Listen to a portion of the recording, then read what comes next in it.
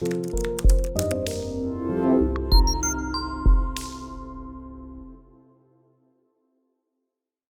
me nomme Ilboudo Soumaïla, je suis formateur en coupe couture et couturier en même temps aussi.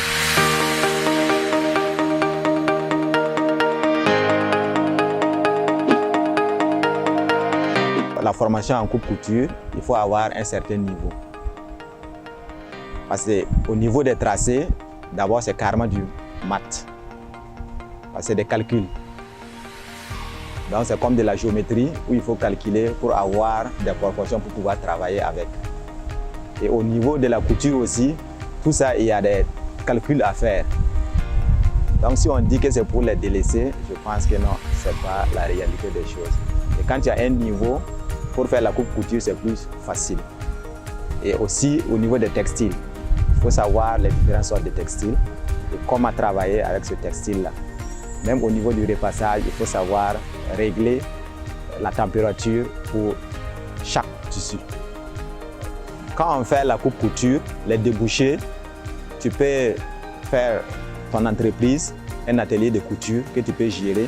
Maintenant, si tu décides de devenir formateur, il faut que tu continues quelques années de plus pour te faire former, pour pouvoir devenir formateur. C'est en ce moment qu'il faut faire une formation pédagogique ajoutée pour pouvoir enseigner les enfants. Mais si tu veux te limiter, bon, tu peux ouvrir ton atelier de couture et puis gérer.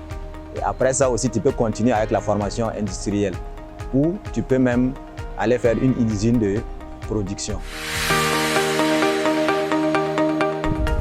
Donc je finirai pour dire merci pour ceux qui ont initié cette idée-là de faire cette vidéo et que s'ils ont besoin d'informations, ils peuvent partir sur le site web du grand frère.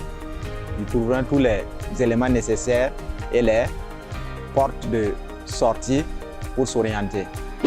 Je dirais merci à ceux qui m'ont invité. Je dirais merci, bon vent, que Dieu les accompagne, que la paix revienne au Burkina Faso et que Dieu bénisse le Burkina Faso.